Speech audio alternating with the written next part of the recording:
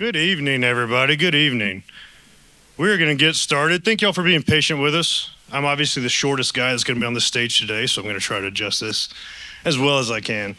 I appreciate y'all all being patient this evening. We are having a wonderful day with the General, and there's so much more to come. Thank y'all all for being here. There's a beautiful piece of what's happening this evening that can only happen thanks to a few select and special people that are in the room. I did this earlier, but I want to make sure, as we've had more friends join us this evening, I want to celebrate the veterans after a long week of emotion. I know for myself as an Army guy, go Army, anybody? Thank you, thank you. We do have some Navy in the room. Nah. Maybe a smidge of Marine. I know Air Force is already sitting. What about those Coasties? Do we have any Coasties in here?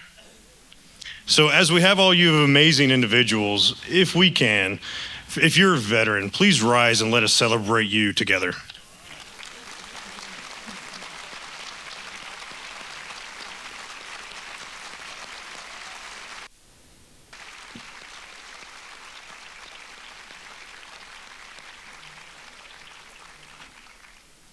So if you don't know me, my name is Zach Knight. I'm the founder of Advancing the Line for Veterans, also known as ATL Vets. We're an organization, a 501c, that focuses on creating new mission and purpose for veterans through entrepreneurship. A big piece of this is actually creating stages like this for veterans to speak on, much like Jennifer Petraeus is doing this evening for us.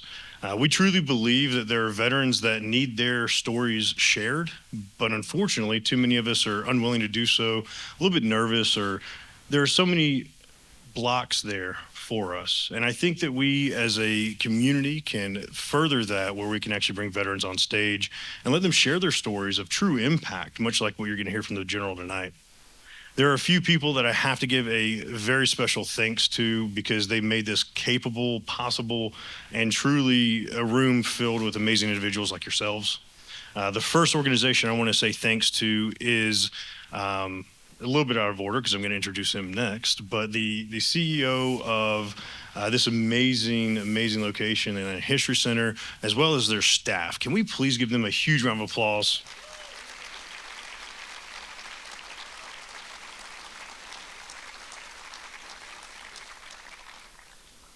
We also have some amazing individuals from the Atlanta Press Club, the World Affairs Council, BINS, Business Executives for National Security, as well as our main sponsor this evening, Hennessy, from Steve Hennessy and Hennessy Automotive. If you don't mind, please give them a round of applause as well.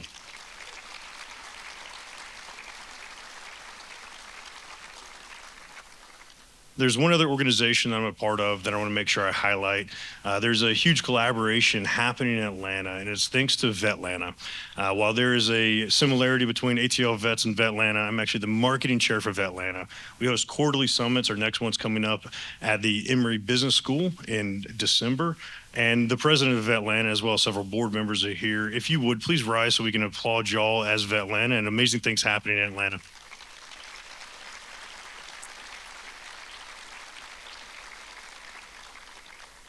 As you notice, my list of partners is long because I believe true collaboration and partnership happen here at the intersection of sharing stories among veterans. The next individual, as I mentioned, is the CEO of this amazing venue, Sheffield Hale. He's an amazing individual that has truly, when I tell you, has opened his doors, literally, figuratively, in so many amazing ways to make a young organization like ATL Vets successful in an evening like this. Across today, we've had over 1,000 attendees here to hear from amazing words from General Petraeus. And without further ado, I do want to introduce Sheffield Hale, the CEO of Atlanta History Center. Thank you very much. Well, unfortunately, I'm not a veteran, so I can't go through all of this business about various services and things like that. But I can say to all the Georgia Tech people in the house,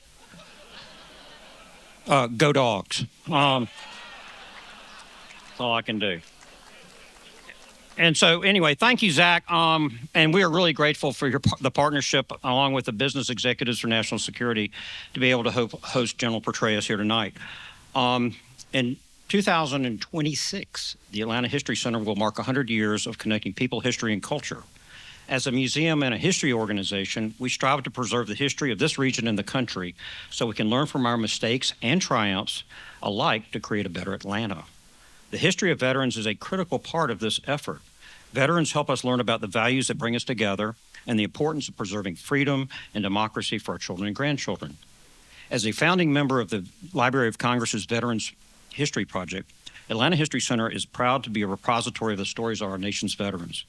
Looking around this room, in addition to the Georgia Tech people, I see many people who have contributed their story in the form of an oral history interview or by donating artifacts to our collections. So far, we've collected nearly 850 interviews and made 746 available online. Thank you all for participating. And once we get those pesky last 100 online, we're going to have to go out and get a lot more interviews. We are really looking for people who have been engaged in the war on terror because we think they need to tell us their stories. Nobody can tell it better. And we really appreciate all of those who have.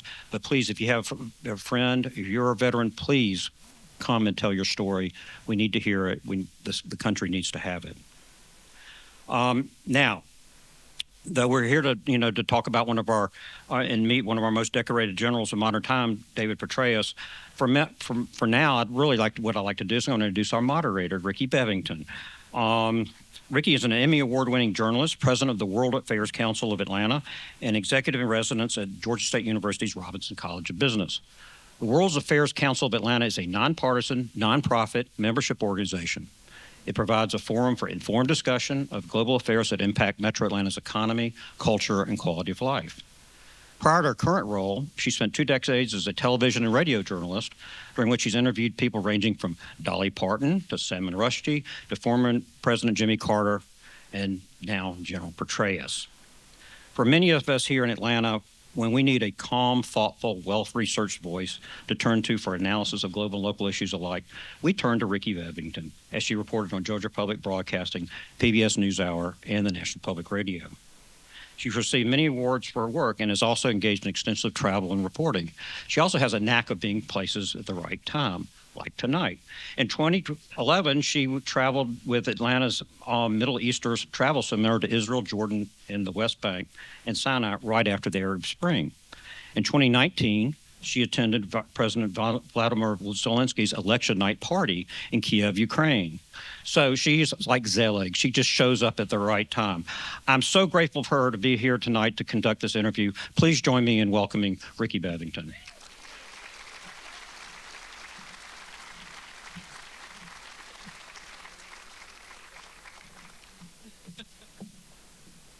What a beautiful introduction. And in 2019, when I was at Zelensky's election night party, it was in one of the hottest nightclubs in Kyiv.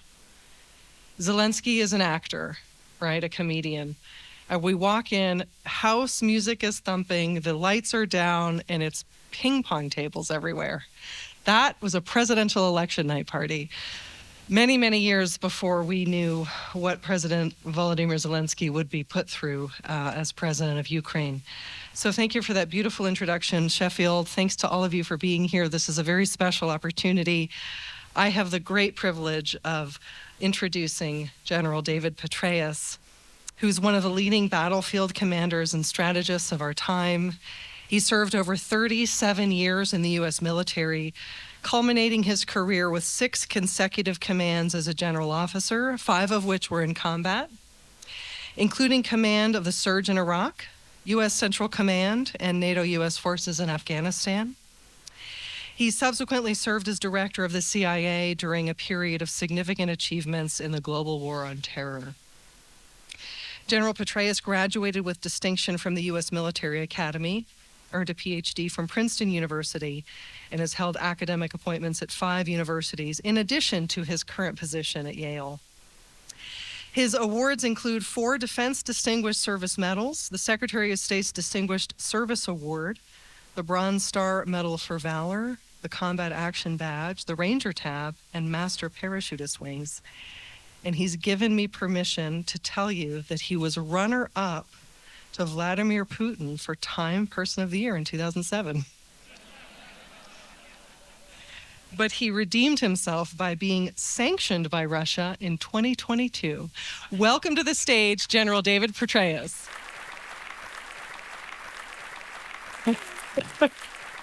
Thank you very much. Thanks for the kind introduction.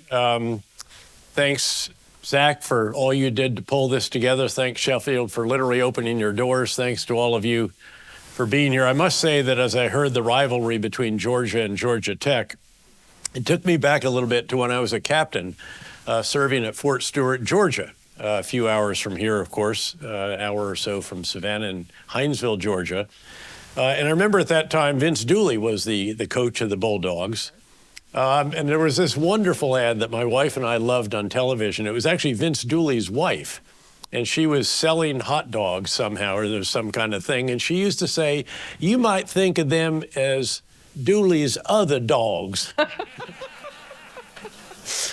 This is still a source of humor in the Petraeus household, but it really is a pleasure to be here. Thanks for reminding me that, yes, Vladimir Putin beat me out for Time Man of the Year. I've never lived it down since then. But I guarantee you that he didn't throw out a pitch in the World Series game in uniform and flip a coin at the Super Bowl in uniform either.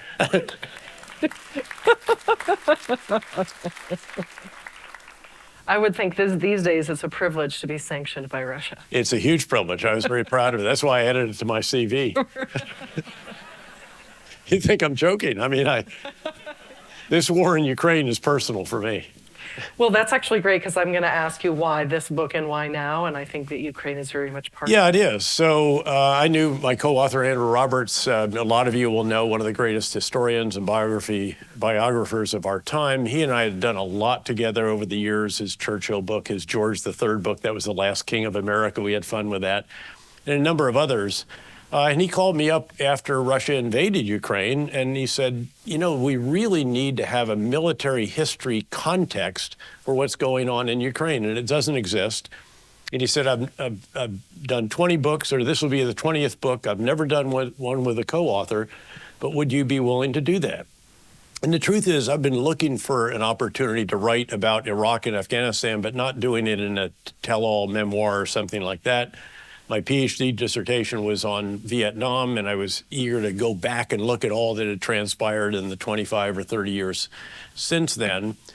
So I jumped at the chance, and we got on with it. It was interesting that then, you know, you have to talk to publisher. You got to sell the book, you know, at a certain point in time. I learned, you know, he does this for a living. I'm doing this sort of for fun and handing. By the way, you left a fairly significant thing off my CV. I'm also a partner in one of the world's largest investment firms, KKR, and chair their Global Institute, something I've been doing for the last 10 years, which is a great privilege.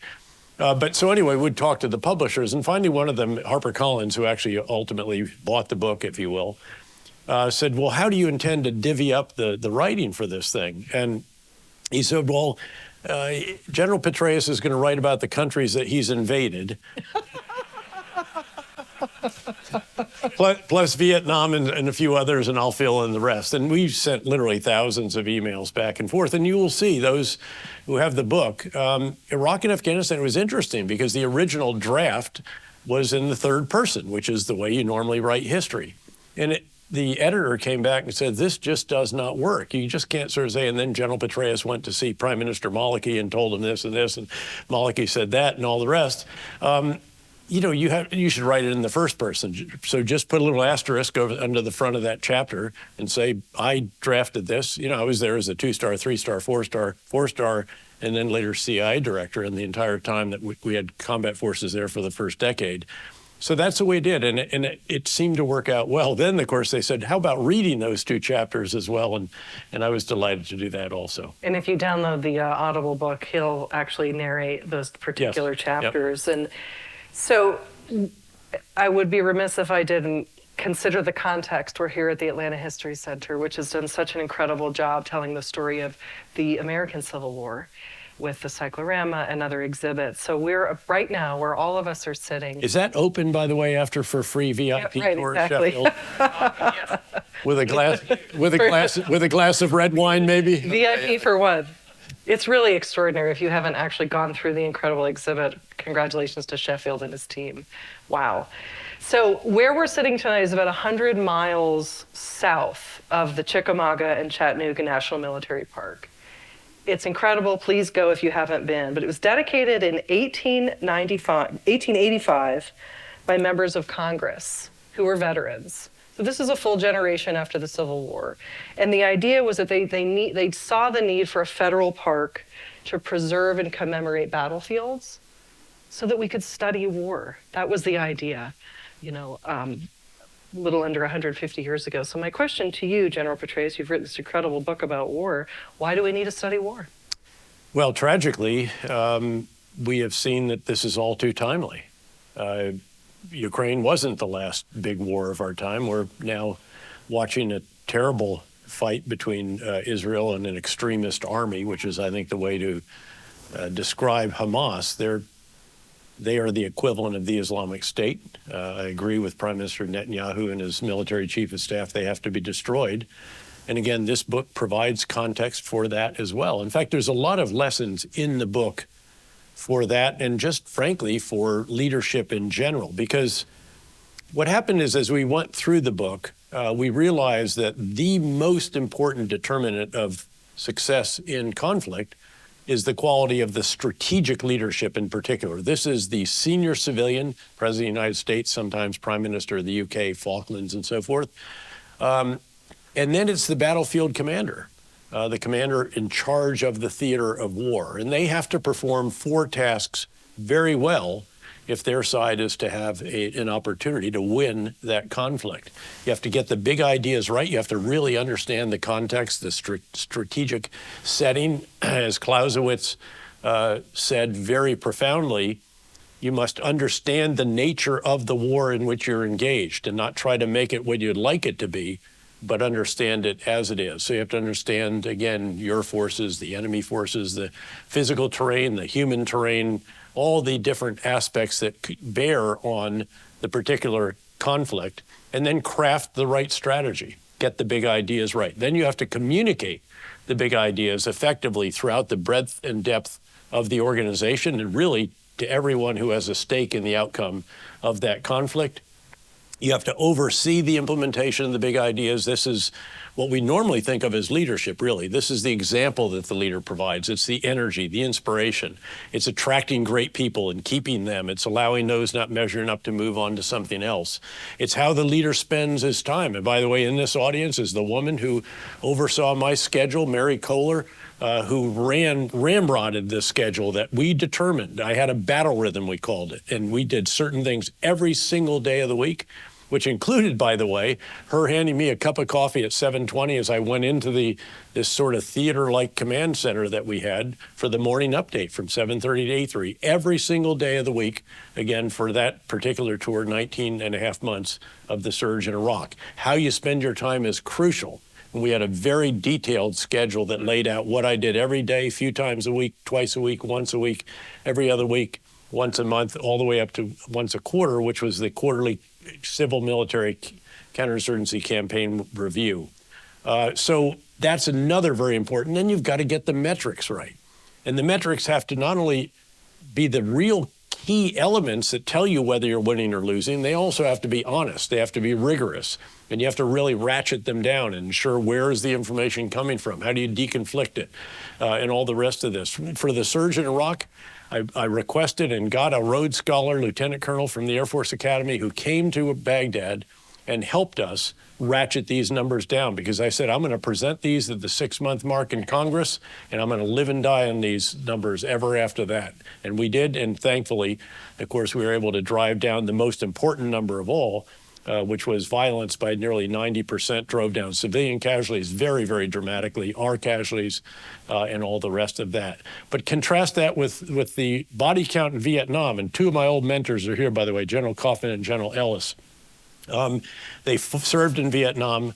The body count was the wrong metric. And then it became a very highly suspect metric. The integrity of the reporting eroded over time, and it actually ate at the integrity of the entire endeavor that was going on. We didn't get the big ideas right in Iraq, in Vietnam, until somewhere around 1968. We can go through that if you want later on. So all of those elements, and then there's a 4th task you cannot overlook. And that is you have to sit down, it's formal, it's on your battle rhythm, and you have various events, action-forcing mechanisms that require you to determine how you need to refine the big ideas, to change them, to augment them as the situation changes, so that you can do it again and again and again. This applies in the business world as well, as a wonderful example with Netflix, of all things. Reed Hastings, one of the great strategic leaders of our time, up there with Jack Ma of Alibaba and Jeff Bezos of Amazon and so forth. He reinvented that organization 3 times after the original big idea, which is basically to put movies in the hands of customers without brick and mortar. And that's what they do. And of course, they basically put Blockbuster out of business a few years. Some of you will know that there's one still left in the continental United States, and that's in Big Bend, Oregon. You're right. It's a contrarian place. It refuses to let its Blockbuster die. And all of us can go there for feeling nostalgic for the opportunity to rent movies from brick and mortar, and it's a tourist attraction. But anyway, that's the first big idea. Then he notices that the context is changing. Broadband speeds are faster. So the new big idea is we're going to allow people to download movies. So that works that through. Third big idea is we're going to create our own content. This is the breakout moment for Netflix. $100 million on House of Cards alone, many of the other iconic series that we associate with that particular brand.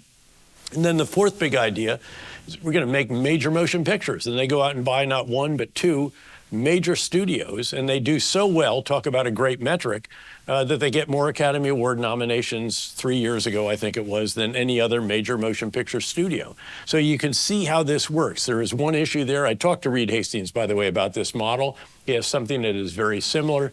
I also noted, though, that I had issue where this movie where Brad Pitt played General Stan McChrystal, and I said, it just does not work. Brad Pitt's he's very wooden. He marches around like a little toy soldier. It doesn't capture Stan, has a sense of humor. And I said, besides, I just cannot believe that Brad Pitt didn't hold out to play me.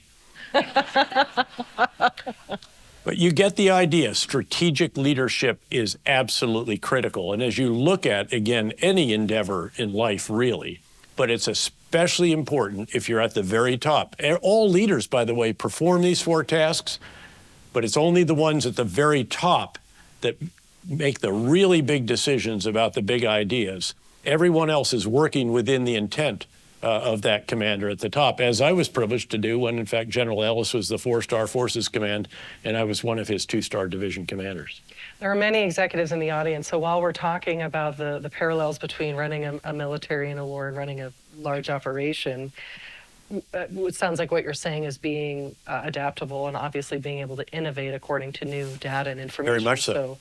So the title of the book, Conflict, the Evolution of Warfare from 1945 to Ukraine. So very broadly, how has war evolved since 1945? Specifically, which wars pushed the evolutionary process forward most significantly? Well, it's which ones did and which ones didn't, in a way. I mean, but, you know, how do you have evolution in warfare? Well, you have evolution in tactics, strategy, technology, hardware, all of that. And the question is, can, again, particularly the strategic commander on the battlefield recognize, again, what is the nature of the war? How has war evolved? We've seen it where a number of the wars about which we write were essentially counterinsurgency campaigns. Not that the strategic leaders always understood that quite as well as they might have, including both the French and then the Americans in Vietnam. And then you have the advent of technology that really transforms it. You know, when I was privileged to command in Iraq and Afghanistan, we were just getting in these drone fleets. These transform how you fight. All of a sudden, you know, it's the drone that can be up over it that helps you find the enemy. And then it's precision munitions. That was another big breakthrough. But we've evolved from an era, you know, back, in fact, when I was the brigade operations officer for then Colonel Ellis in Schweinfurt, Germany, we had an old adage. It was titled, you know, what can be seen can be hit, what can be hit can be killed. The truth is we actually couldn't see all that well. We were trying to have depth in the battlefield, but we really had nothing like what we had now. And even if we could see it some beyond the forward edge of the battle, you couldn't hit something moving all that effectively. Nowadays, you can see everything. Intelligence, surveillance, and reconnaissance is unparalleled, and you can hit just about everything that's out there as well. If you think of an Indo-Pacific theater, if it's above the surface, You can see it, you can find it, and you can hit it. And increasingly, it will be hit with hypersonic that maneuvers right at the last minute, so it's even hard to defend against. So you can see how this is evolving. But then you have these very curious situations, if you will. Ukraine, where the great Washington Post columnist Max Boot has characterized as the war where all quiet on the Western Front meets Blade Runner. Think about it. You have World War I-like trenches down in the south, miles deep minefields, lots of artillery, barbed wire, all of this. Again, very reminiscent of the front lines in World War I, except Blade Runner, you got drones right over top of the minefield. So it's even tougher to get through these minefields and you have accurate fire in a way that wasn't present before. And you have sensor to shooter links, digital links, and you can immediately put it on the guns, et cetera. And then you see actually the same tanks that we were using back in the day in Schweinfurt, M1 Abrams tanks. The Germans had Leopards. Those are the tanks we're providing. Yeah, their product improved and so forth, but still roughly the same systems. And on the Russian side, it's the same systems we were faced off there, T-62s, 64s, 72s, some 80s, and some T-90s, although nowhere near as much modern systems as Russia advertised. So it's almost a hybrid war. And you see what the Ukrainians have done with their own technology, creating maritime drones that are so effective that they've essentially forced the Russian Black Sea Fleet largely to withdraw from their most important port in the Crimean Peninsula, the port of Sevastopol, and they've had to move it to a greater range, and now the Ukrainians are actually following them to the next one. So warfare, again, is constantly evolving, particularly if you're losing. It gives you an impetus to get it right, such as, frankly, where we were before we conducted the surge in Iraq. But it goes in fits and starts. And the truth is that Ukraine has hints of the future, but it is not the future of warfare. The future of warfare is where we replace the small number of large platforms we have with massive quantities of much smaller unmanned systems that will, in many cases, no longer be remotely piloted, but will actually be piloted by algorithms, where the man in the loop becomes the man on the loop, the person who decides the conditions that the machine has to meet to take a certain action, and then actually creates the program that guides the machine in the performance of those tasks. That's a brave new world, and there's ethical concerns, very real about that, but that is where we're headed. Well, to have an algorithm decide, well, we'll get to the future of war. Welcome to the brave new world. And we're going to talk about Ukraine as well as the two very hot wars right now in Ukraine and in Gaza. But let's go to the two countries that you did invade, per your co-author's terms. I really didn't invade Afghanistan. I was a little later. Sorry, I was trying to, but Iraq, echo what you said. Yeah. You write that the surge in Iraq that mattered most was not the surge of forces. What did you mean by that? Well, the surge of forces was hugely important, and this was a very courageous decision by President George W. Bush, whose senior military were not particularly enthusiastic about committing more forces to a war that they felt we were losing. Keep in mind that the situation had eroded very, very seriously during the course of 2006 after a particularly pernicious and horrible bombing by al-Qaeda, a Sunni extremist organization, of a Shia shrine, third or fourth holiest Shia shrine in Iraq, that was in a Sunni area. So there was a sacred responsibility for the Sunni to preserve that shrine. Al-Qaeda gets through that. They do enormous damage to it, and it sets off a cycle of sectarian violence between Sunni and Shia that by the end of the year is a full-blown civil war in many parts of the country. So the president decides he's not going to continue to withdraw. He's going to provide additional forces. One of the service chiefs actually said, "We're afraid this could break our service." The president said, "I'll tell you what will break a service, and that's losing a war." And he was right, and it was an incredibly courageous decision. He selected a new commander, a new ambassador, a new Secretary of Defense, and then empowered the commander and the ambassador. And the surge that mattered most was the surge of ideas. It was the change of big ideas. People talk a lot about change management. You can't change any more than 180 degrees, which is literally what we did. We had been pulling out of the neighborhoods, consolidating our forces on big bases to go home and handing off to the Iraqi security forces. And we realized that that strategy, which had been valid up until early 2006, had been invalidated by the violence. And we needed to completely reverse it. We had to go back into the neighborhood. So the biggest of the big ideas was secure and serve the people. We can only do that by living with them and taking back control from the Iraqi security forces. By the way, the prime minister of Iraq did not want that to happen. We had a very serious issue in day 3 where the National Security Advisor of Iraq called me in and said, General, I have a series of demands. This is what the prime minister intends to do. I knew the National Security Advisor well because I'd worked with him closely as a 3-star when I was there. I'd helped write, actually did write most of the national security strategy for Iraq. And these were all the exact opposite of what we intended to do. And this is a big moment. I mean, this is literally an all-in moment on day 3 where I said, National Security Advisor, Doctor, if that's what the Prime Minister truly intends to do, I'd appreciate him telling that to President Bush tomorrow in the normal scheduled video conference, which I'll attend for the first time together with the ambassador. But he should know that if he chooses to do that, he's going to do it without me, because I'm going to be on the next plane to Washington, and I intend to take the policy with me. Now, needless to say, I did not sleep real well that night. The blood was coursing through my body as I said that to him. I went to the video conference the next day with the ambassador. We never heard anything of it again, and we got on with what we knew we needed to do. But we also reconciled with some of what we believed were reconcilable members, the very low-level members of the insurgent groups, and then those that sort of tacitly or actively helped them.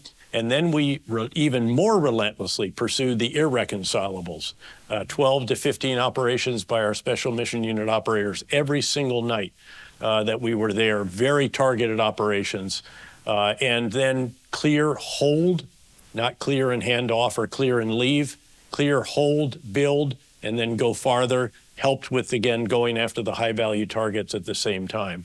So the surge of ideas was what really, really mattered, the change in strategy. We could have had the 5 Army Brigade combat teams that, in fact, General Ellis, again, provided to us, and the 2 Marine battalions, and we might have made some progress, but it would not have been driving violence down by nearly 90%, which is what our great men and women in uniform and our coalition and Iraqi partners achieved in 18 months, and basically gave the country an entire new opportunity, which they did well with for the next 3.5 years, until tragically, right after our combat forces left, the Prime Minister reversed some of the actions and undid some of that.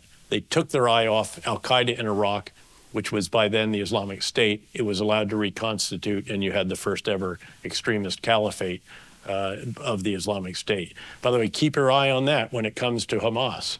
I believe that Israel does need to destroy Hamas and its junior partner, Islamic Jihad. But keep in mind that if you don't keep them from reconstituting a few years down the road, you have that problem back. And that's going to be the thorniest of all the issues with which they have to deal in the post-conflict phase. And that's saying a lot, because there are a lot of thorny issues they have to deal with even after Hamas is destroyed. Turning to Afghanistan, some have argued that Afghanistan was the United States' 21st century Vietnam. You disagree? Why is that? Yeah, again, there was a lot of this, Afghanistan is our Vietnam now. I just didn't buy that, because I felt that Afghanistan was actually sustainable. It was dissatisfactory, it was frustrating, it was maddening, but it was not Vietnam. Vietnam was unsustainable, tragically. By the time we got the strategy right and first had, under General Abrams, a really comprehensive approach with all the organizational entities required, the right organizational architecture, the right big ideas, the right civil military all joined up reasonably well for the first time in the war, domestic public opinion had already eroded so much, and the commitment was so large compared with that. At one point, we had way over 500,000 troops on the ground in Vietnam. This is not sustainable. The cost was enormous. And then, of course, the domestic, support just completely collapsed after Tet. and stayed very low. On the other hand, Afghanistan, at the end, we had 3,500 troops on the ground. A lot of drones, to be sure. Our coalition partners wanted to stay. We had not lost a soldier in 18 months, not just because of the agreement that we reached that I think was the worst diplomatic agreement in our history with the Taliban, but because we were no longer in the front lines, because we had drones and because we had actually partners that were willing to fight when someone had their back and had the helicopters working and all the rest of that. The Afghan soldiers lost 16 times what we lost in those 10 years of war. So the statement after it all collapsed that they would not fight, it was true at that point, but that's because nobody was coming to the rescue. As long as they knew someone had their back, they would have continued fighting. And yes, the situation was frustrating. Yes, it was maddening, but we can afford 3,500 troops and $25 billion out of a budget of $850 billion for defense. And I felt that that was a preferable situation by far than what I feared might happen and what actually has happened, which is a disastrous outcome for the Afghans, as well as I think for that entire region. I don't think there is an extremist threat from there that can reach us the way Al-Qaeda's 9/11 attacks planned on Afghan soil obviously killed nearly 3,000 Americans on 9/11. But it was more than a bit ironic that the Taliban, who agreed that they would not allow extremists on their soil, ended up having the leader of Al-Qaeda in a Taliban-controlled house 3 blocks from the presidential palace in Kabul, where, of course, our intelligence organization located them and greeted him one morning as he went out for his morning coffee on a balcony with a particular system that was quite precise. I was also there when we finally caught up with bin Laden, by the way. I mean, yeah, he obviously got away. You know, the problem with Afghanistan was that we didn't get the inputs right for 9 years. We had a brilliant initial campaign. Special forces on horseback, CIA officers with footlockers of money, warlords with tribal fighters that could force the Taliban to mass. And then we clobbered them with air power, shattered them. The remnants retreated into Pakistan. And then we eliminated the Al-Qaeda sanctuary. Yeah, so Osama bin Laden did get away that time.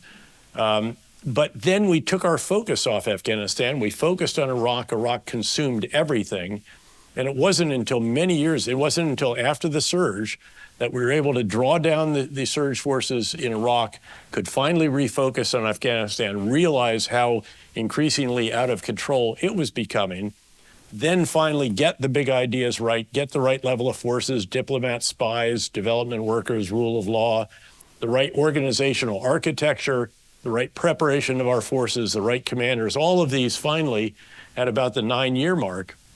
But we had squandered time that you can never get back, allowed the Taliban to reestablish, reconstitute again. And of course, they had sanctuaries in a neighboring country that was the most maddening aspect of Afghanistan and the most challenging because Pakistan would not go after those forces on their soil, even though they were taking apart their neighbor or trying to, nor would they allow us to go after them, which was, again, the most maddening aspect of that particular situation.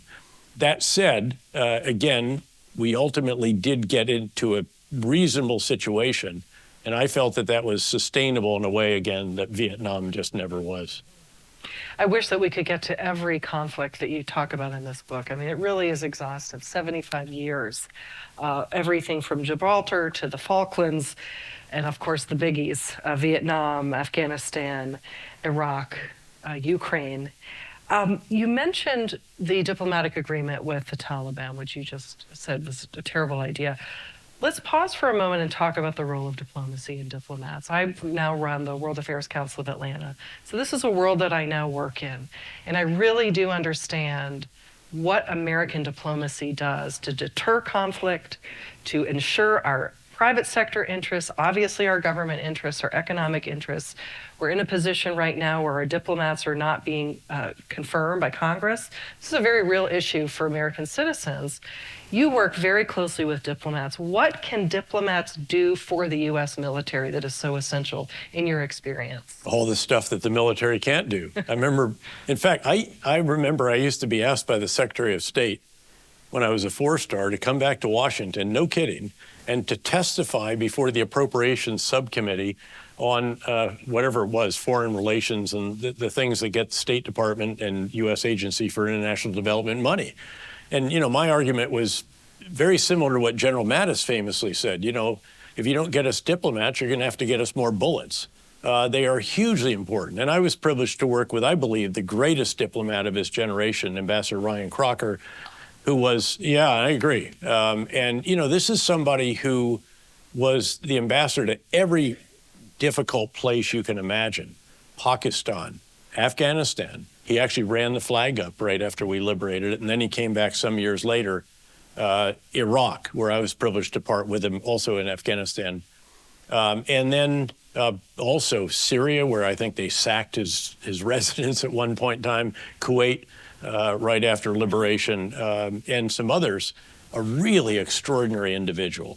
And we had a partnership that I think is unequaled in history, in the same way that we had a president who empowered us in a way that no president ever has before or since.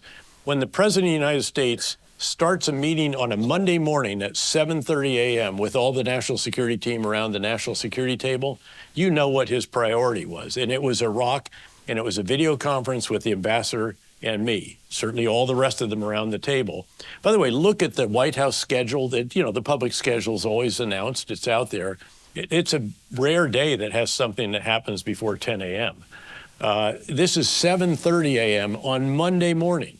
So imagine the poor action officers who had to be in there on Saturday night to go through. By the way, I used to send a memo back on Saturday or on Sunday evening so that they would have that and they could pick that apart, because that's what they're going to hear about the next day. And he immediately went to the ambassador and to me. He didn't ask the CIA director, how are things going in Iraq? He had the commander and the ambassador. We decided early on that we would do everything together.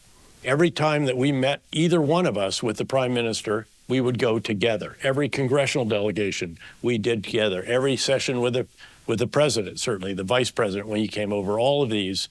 And we even did a civil military counterinsurgency campaign.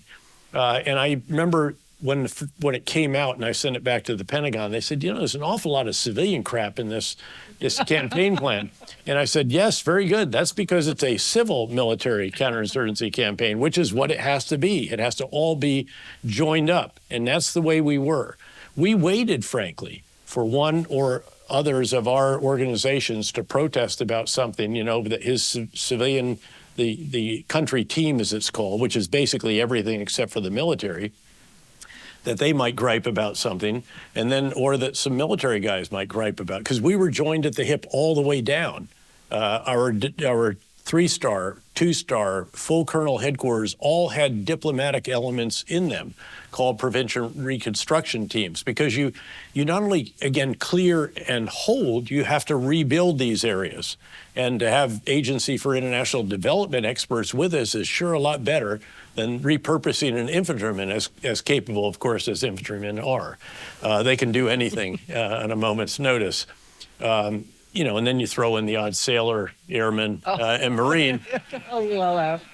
And you might really have a cocktail. And by the way, whoever it was, again, don't forget the Space Force Act. I mean, they're now called Guardians. So we have soldiers, sailors, airmen, Marines, Coast Guardsmen, and Guardians. So, but all of those together. So he was really, really extraordinary. And we had this great partnership. I should note as well that I came back at the 3-month mark. I had agreed that I would come back for a public hearing at the 6-month mark. That was part of the concession I had to give during the confirmation hearing. And I came back at the 3-month for a private hearing. Every single senator was there. I think there are 98 out of 100. The only others were ill or something. So this is serious stuff. And a military guy typically never actually testifies alone, other than the confirmation hearing. You're assigned, we used to say there are minders. So I had to have the vice chairman of the Joint Chiefs. I had to have the deputy Secretary of State, I think, was another one, and the Deputy Secretary of Defense, I think, something like that. So it was a lineup. The problem was I realized that I actually knew their elements better than they knew them, because we were actually out there executing them. So I went back to Ambassador Crocker and I said, I hate to say this, but I think we need to go back together. That means, though, that we have to do 2 additional committees each. And these are grueling sessions. I mean, you're in a grinding situation already, and now we're going to go back and you're going to face, again, these skeptical, critical, and by the way, many of them were running for president, so they're out to make points off of each of us. The truth is, though, people would say, God, you must really dread that. I actually didn't. I actually knew something about Iraq. You want to ask me a question about Iraq? Bring it on. Give me your high, hard one. And of course, I mean, once you have results, and thankfully by the 6-month mark, just at the four-month-ish mark, all of a sudden violence turned down. And so we had real results to report. And then it went way, way down after that. So then it becomes a lot different. I remember, though, at about the 3 or 4 month mark, one of my great mentors, General Jack Keane, some of you will see him on Fox, a huge mentor of mine. And he came out and he said, Dave, you got a PR problem. I said, General, I don't have a PR problem. We have a results problem. And once the results change, our PR problem will go away. And it did. But we did also, we had a big idea for dealing with the press. It was be first with the truth. We weren't going to put lipstick on pigs anymore. We weren't going to try to spin. We were just going to report it exactly as it took place. But we wanted to try to beat the bad guys to the headline when it came out to what was going on in Baghdad. Well, speaking of actually publishing the truth, you talk about the beginning of Russia's invasion of Ukraine in February 2022 and before, that part of the strategy was for the U.S. and allies to actually tell everybody what was happening. Yeah, it's really quite dramatic. Extraordinary. Yes, I think it's unprecedented to have a situation in which you have essentially finished intelligent products, which were all showing that Russia was mobilizing for an invasion of Ukraine and was going to invade. And then you launder that, if you will, into publicly releasable information without exposing sources and methods. That's not that easy. And yet they did a brilliant job with that. I don't think this has ever been done before on that, certainly in that scale over a period of time. And it proved to be exactly right, which then gets a great deal of credibility for what you say after that. So I thought that was a very impressive development and a unique development. And I think we'll see it in the future a fair amount as well. Well, you've called the war in Ukraine the first open source war. Yeah.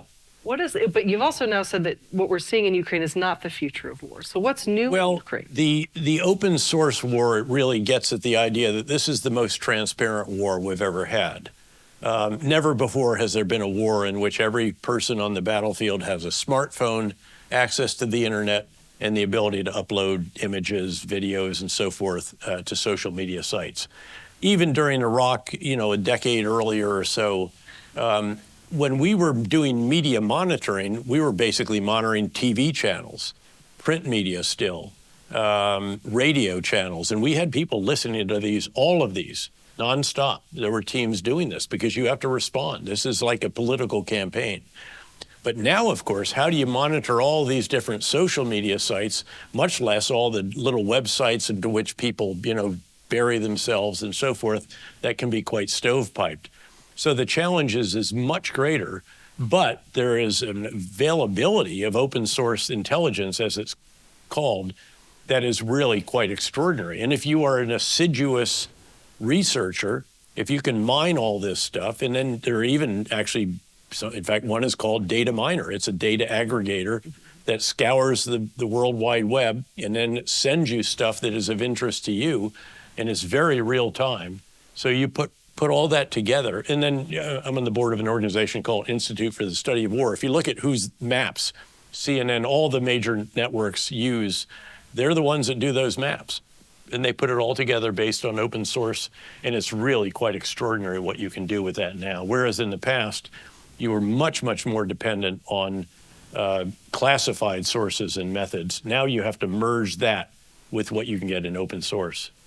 And your book has just incredible stories about using, Russian troops using Ukrainian cell phone towers, chatting about what they're doing and where they are, and Ukrainians are listening because they're their cell phone towers, meeting open source work. Can you give us just another great example? What really is striking is how unmodern certain aspects of the Russian forces have been. They had a much touted modernization program. It would roll through Red Square every year. It looked great. A lot of it was Potemkin. They had a handful of this, a handful of that. But when it came to their real command and control networks, for example, to give us what you should have for tactical command and control. You don't want to broadcast too far, so we use FM. You want to have it frequency hop so the enemy can't lock in on it and jam it. And you want to have it secure, encrypted as well. So even if they can't understand what's being said.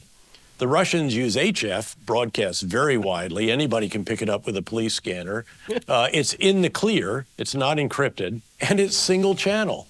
And so the Ukrainian civilians sit there at home with their police scanner and they listen. If the Russians are criticizing their officers, they'll record it and then upload it on social media. On the other hand, if it's serious stuff, then they listen for a while, glean the intelligence, and then they just transmit on top of it and they jam it.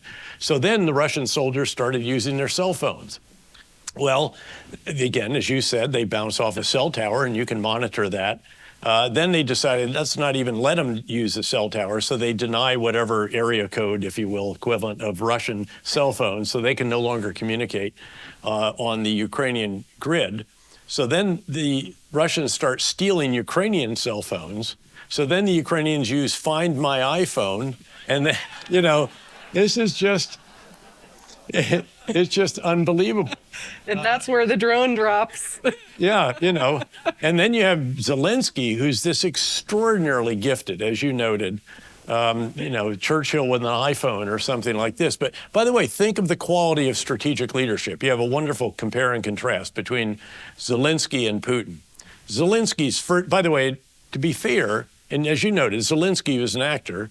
He was a comedian who played the president so well that he gets elected president. He's elected on a reformist campaign. He actually doesn't do all that spectacularly well the first 2 and a third years. And then Russia attacks. What's his first big idea? I don't want to ride, I want ammunition. Second, I'm going to stay in Kyiv. My family's going to stay in Kyiv. We're going to defend Kyiv to the death, and all males are going to stay in Ukraine, and we're going to mobilize the entire country. This is our war of independence. So in a lot of pretty powerful big ideas, his communication skills, again, given his acting background and all that, have been truly Churchillian. With very differentiated, meaningful messages for the UK Parliament, our Congress, the first individual wartime commander-in-chief, in fact, to address both houses of our Congress since Churchill did it, actually. And then his example, think of this. He takes a suit off on the first day, puts on a OD sweatshirt. He's worn it ever since, variations on that from time to time. Inspirational. Great example. He's at the front lines at Bakhmut. He's down in Zaporizhia. Where is Putin? Putin's at the end of a long marble table with the minions down there so far that, they almost have to have a microphone to be heard. So really, really quite impressive strategic leadership from Zelensky. Yes, it's not over. And this is an uncertain situation. And Russia still occupies 18% of Ukrainian soil, to be sure. I believe this is as right versus wrong as it gets. I believe that NATO security doesn't end at the NATO borders anymore. It ends at the Ukraine-Russia border. Ukraine is fighting our enemy. And by the way, I'm in a world now, the investment world, where return on investment sort of matters. Think of the return on the investment we've gotten. We've put $44 billion into security assistance to Ukraine. Europeans have pledged a little bit more than that. And with that, they have destroyed over 60% of the Russian tank fleet. That is not a bad return on investment. Yes, sir. Thank you. That was Marine for what the Army would say, hooah,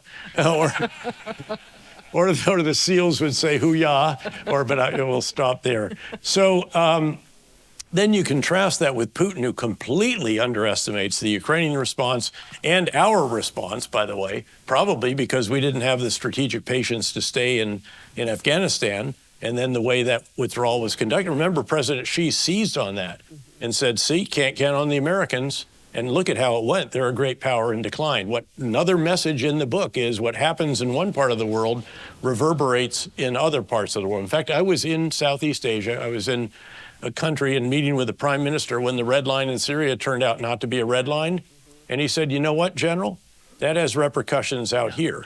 And at some point, we might want to get to the Indo-Pacific when it comes to deterrence and this kind of thing. Well, then let's talk about deterrence. You argue repeatedly about deterrence. This is obviously coming from a general, so consider the source. But I'd like for you to expand on that. You argue repeatedly the Hey, cost come on! of- I argued for more State Department spending, not You just love more defense spending. I love that. I That's love right. that. You say deterrence is a fraction of the cost Exactly. of the conflict when it comes. Yep. So here we are as the U.S. Congress debates sending military aid to Ukraine, as well as Israel, but let's focus on Ukraine. What lessons should they learn from history for guidance? Again, what you do in one part of the world matters in other parts. If we don't have the wherewithal, again, with an $850 billion, probably closer to $900 billion defense budget, and by the way, that's over 2 years now, so we're talking 1.8 or 1.7 trillion. We can afford $44 billion in assistance to Ukraine, and we should provide them more. They're fighting our war for us. The threat to NATO is vastly reduced because of what they're doing. We're not actually fighting that war. People keep saying, gosh, can we fight 2 wars and still?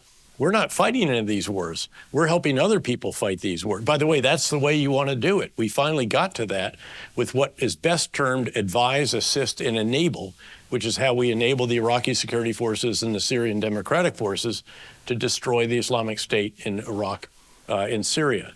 But again, if you don't have the strategic patience and wherewithal to do that, why would they believe that you're going to have the will to employ your forces in the much more important theater? Look, it's all about the Indo-Pacific theater. I personally believe we should very quickly do a bill that has not just Ukraine, but absolutely Israel. It should have our southern border. There ought to be something in there for Taiwan, and put it all together and just get on with it and stop these.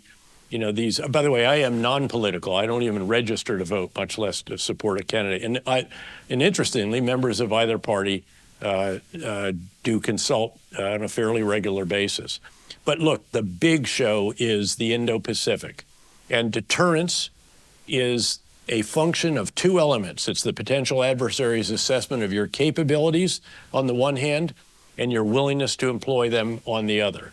I mean, that's why President Biden seemingly has slipped up not 1, 2, 3, but 4 times and said, we'll come to the rescue of Taiwan. He wants there to be no doubt in Beijing that we would, in fact, enter that if Taiwan was invaded. Yes, his national security advisor rushes out then and says there's no change to our policy of strategic ambiguity and all the rest of that, because you don't want to be needlessly provocative, but you do have to be firm. And we do need to transform our forces from, again, a small number of large platforms, which are incredibly capable. Loved having 2 aircraft carrier task forces in the Central Command area when I was there all the time, but also increasingly vulnerable. That has to transform to a massive number of small, again, systems that are increasingly going to be algorithmically piloted, not just remotely piloted.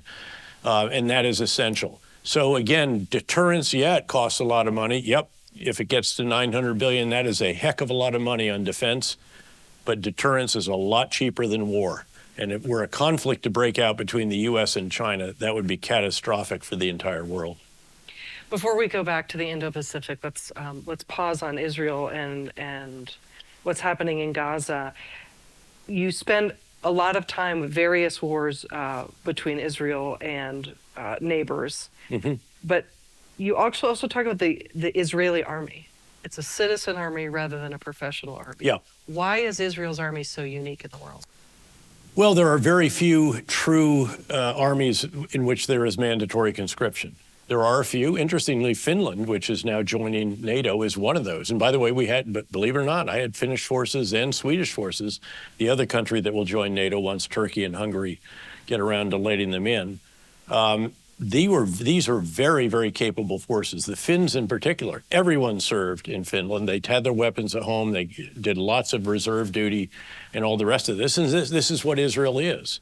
And so, again, that is fairly unique in this day and age. It's because of necessity.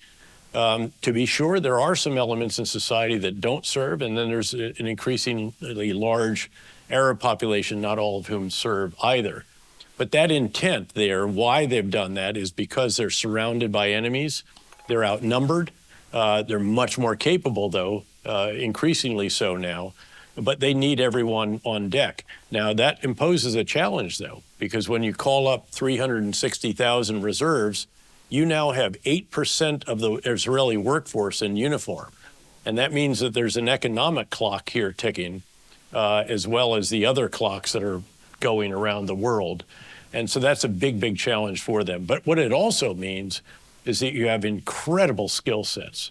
So, I know the individual, when I was the CI director, it's publicly known that we work very closely with the NSA version of Israel called Unit 8200, incredibly skilled cyber experts, also obviously with Mossad, Shin Bet, and then on our side, NSA. And we all work together, allegedly, according to a New York Times reporter. We did certain things with Stuxnet and the nuclear program and some other things about which I can't comment.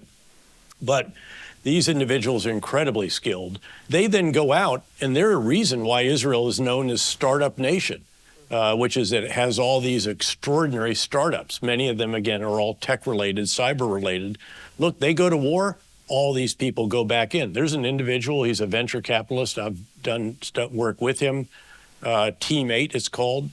He basically brings the best and brightest out of 8200. They attack a problem. They create about 3 new companies a year. They're extraordinary. He's back. He's the deputy commander of that unit, which he commanded actually when he was younger. So you have unbelievable skill sets, but you also have a huge amount of the workforce that is now in uniform. And that is, over time, is not sustainable. So that is yet another one of the pressures with which they have to deal. In addition to, obviously, I think this is the most fiendishly difficult context that anyone has faced, really, in that period that we cover from 1945. We had a lot of tough urban battles, especially during the surge in Iraq. We cleared Ramadi, 300,000, 400,000, Fallujah, 300,000. We then finally did it the final time during the surge because we didn't let it go. We cleared and we held and we rebuilt and we very gradually transitioned. Mosul, over 1 million people, to Crete, Baghdad, Sadr City, all these others. This is vastly more challenging. You're facing an enemy that really understands the neighborhoods, knows every nook and cranny, lives there, has built 300 miles of tunnels underneath. That's where the headquarters are, by the way, often underneath hospitals, underneath refugee camps, with weapons stored in mosques. And by the way, some of these enemy will blow themselves up to take the Israelis with them. So that means that anybody who wears bulky clothing or is driving in a vehicle and doesn't observe your direction, you may end up having to shoot them. That's an incredibly pernicious threat. And to destroy Hamas, you have to clear every building, every floor, every room, every cellar, every tunnel, and you then have to hold it. Because as the veterans in here know, if you clear and go on to the next one, clear and leave, it's called, the enemy's going to backfill behind you, and you're going to end up fighting 360 degrees. So it has to be very sequential, deliberate, progressive as you go through this, and you have to hold it. So it consumes soldiers, not just in the fighting, but in the actual security of what it is that you have cleared. And you can't leave small numbers because they'll get swarmed and they'll end up as hostages to add to the 240 that are still probably underneath in tunnels and being used by an enemy who does not in the least care about civilian losses and uses civilians as human shields along with the hostages. I just can't imagine a more challenging situation than what they face. But I do agree with them that they have to destroy Hamas. They have to take down the political wing. But then the question is, then what? And we face that question in the wake of taking down Baghdad. You have to have post-conflict planning, and that is really crucial. Hey, Tom. Am I getting the hook? I think that. Tom Johnson, ladies and gentlemen. Hey, Tom, how are you? Great to see you, and thanks for all you've done. I knew this guy all the way back when I think I was a young major or lieutenant colonel, hustling bags for the chief of staff of the Army.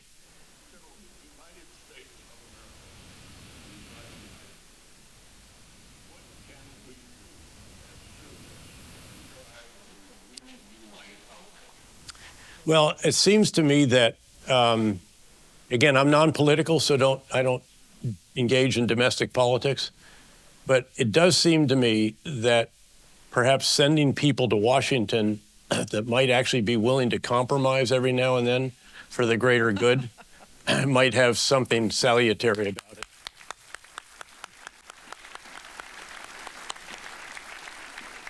But with that, Tom, actually, seriously, thanks for all you've done for our country, especially for this particular metropolitan area and the great organization that you built here. Thank you.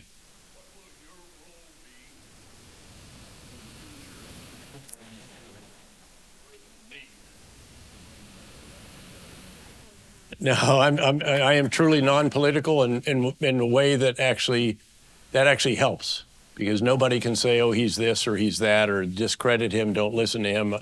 Again, I stopped voting for a reason when I was promoted to 2 stars. I thought I was inspired by the example of General Marshall. I was no General Marshall, but General Marshall specifically did not participate in politics, and it meant that neither FDR nor his critics or others could go after him over those issues. And I've tried to stay that way ever since. I've been awfully tempted once or twice by the prospects that were on the ballots, but I've stayed out of that, and I intend to stay out of it, Tom, with thanks, though.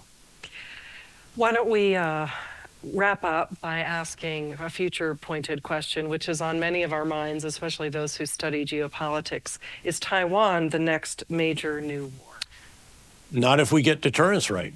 Again, we have agency here. This is one of the key messages, and that is that we have to ensure that there is no question about our will. Again, you should be firm, not needlessly provocative. I'm pleased that the president is sitting down with President Xi this week in San Francisco and can try to get a floor under the relationship. I'd like to see this relationship be as mutually beneficial as is absolutely possible. But look, I'm a former CIA director. You have to deal with the world the way it is, not the way you would like it to be. And right now, the severe competition is a description of the relationship by our national security advisor. And I think that's accurate. What we have to do is make sure it never erupts into actual confrontation. The way you do that is by ensuring that the elements of deterrence are rock solid. General David Petraeus.